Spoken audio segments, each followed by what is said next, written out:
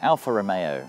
It's a name that brings to mind sleek, svelte, seductive sports cars. Low, cool, awesome, Italian. It's also a name that brings to mind a car sitting on the side of the road, wreathed in steam, perhaps smelling like burning oil, being wept over by yet another jilted lover, a car enthusiast who's lost all hope. What we don't so often picture is this sexy badge with its 108-year heritage being attached to a giant, hulking SUV. Ferrari may not be making SUVs yet, but the company that gave birth to Ferrari, Alfa Romeo, now is, with the Stelvio. Obviously, a sports car company making SUVs isn't such a diversion now. It's pretty much a road well travelled and about as surprising as an Italian drinking coffee.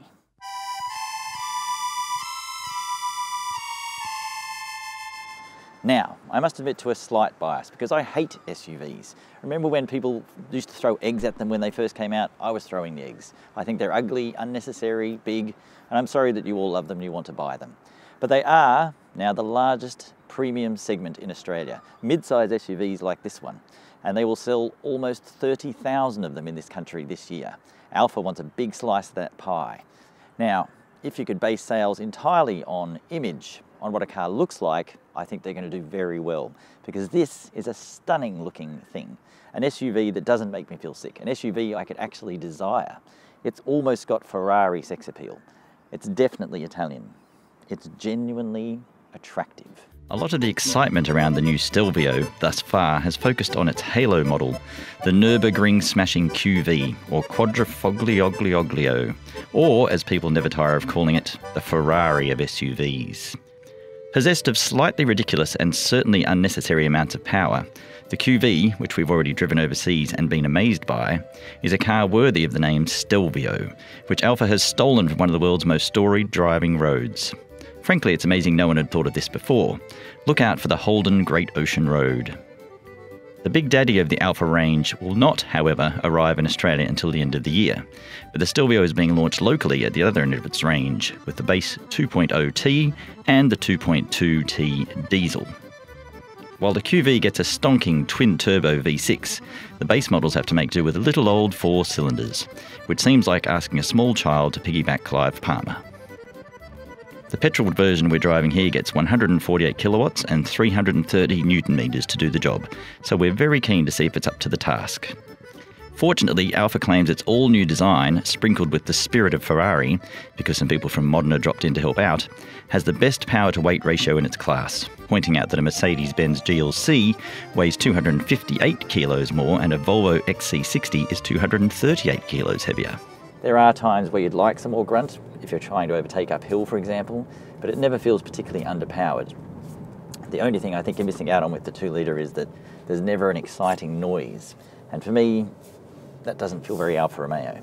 It should be louder, but you want louder, you buy the QV. And there's enough power, I think particularly with the diesel, which has slightly more torque and is perhaps slightly more fun, it's enough power. If you want to go faster than that, buy a real car. Buy something that sits close to the ground with a proper centre of gravity.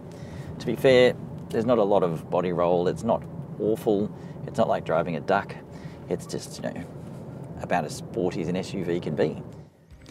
That's because its light chassis is also fabulously stiff. Again, Alfa claims it's the best in class for torsional rigidity, and the whole experience is wonderfully sporty. Alfa says its steering is the sharpest ratio in the business. Less turns lock to lock. Very pointy, very sharp, and it says it has no dead feeling. There's no point at which the steering wheel feels completely zombified, which is a real achievement in the modern world where so much steering does feel completely uninvolving, so much so it doesn't feel like you're driving at all sometimes. Sure enough, the feel through your hands is fantastic and pointy, and while it doesn't quite feel like a Ferrari, there's plenty of Alfa Romeo's sporty little sedan, the Giulia, in the way it points and turns in. So it really does corner like a sports car on stilts. I did not expect to enjoy driving an SUV as much as I enjoyed this. SUV shouldn't be this much fun. Having recently driven the base model in Italy, I can tell you that it doesn't feel quite as nice as this. And that's because we're not in a real base model, we're in something called the first edition. As well as the sexy leather seats and the nice sporty steering wheel, You also get this panoramic sunroof, which is nice. And, most importantly, active dampers. Now, a car without the active dampers is nowhere near as good to drive. In fact, it feels completely removed from the experience of this one. But with the active dampers, tuned by Coney, constantly adapting to the road, constantly changing, it is a phenomenal thing to corner. We drove it yesterday on the launch in really quite horrible conditions, and there was so much fun to be had. The good news is the first edition pack is just $6,000, taking the theoretical entry point of $65,900 to just north of $71,000. The bad news is that there are only 300 first edition models available. Fortunately, as you might imagine, they'll have an options pack called Veloce, meaning we've stiffed you with your wallet. And Veloce will come with all of these extra goodies that make the car feel a bit nicer inside. In short, realistically, no one is going to buy a Stelvio for under $70,000, but even at that price, it's still pretty good value next to its competitors. Don't think of the Stelvio as a four-wheel drive, it's an all-wheel drive. And don't think of it as an off-roader, it's an SUV. They're very different things. What it means is that most of the torque, most of the time, is going to the rear wheels, like a proper sports car, which is what makes it feel fantastic if you're in dry conditions driving around corners at pace. There's a great feel to it, great ride, great feedback. And then the advantage is that if you're driving in torrential, horrible winter rain, as we were yesterday, you can get the torque shifting to the front up to 50% and moving constantly back and forth to provide you with the kind of grip you'd expect from, say, a Subaru WRX. And it really does work. In terms of sporty driving, the brakes are also phenomenal. They are one particular part that Ferrari worked on. You're not applying direct pressure so much as actuating an actuator developed by the smart boffins at Modena to give you maximum braking force and fantastic feel, and that really works as well. There are some nice touches in here. The beautiful Alfa Romeo steering boss, the start button. Oh, listen to that roar! You get this little bezel thing here with the DNA switch, dynamic, normal, and amazing economy or something. I haven't played with that one. But the unfortunate part for me is this here. It's just a bit plasticky, it doesn't feel premium, and that's something you're going to touch every single day. As opposed to these paddles, which are magnificent, this doesn't feel so great.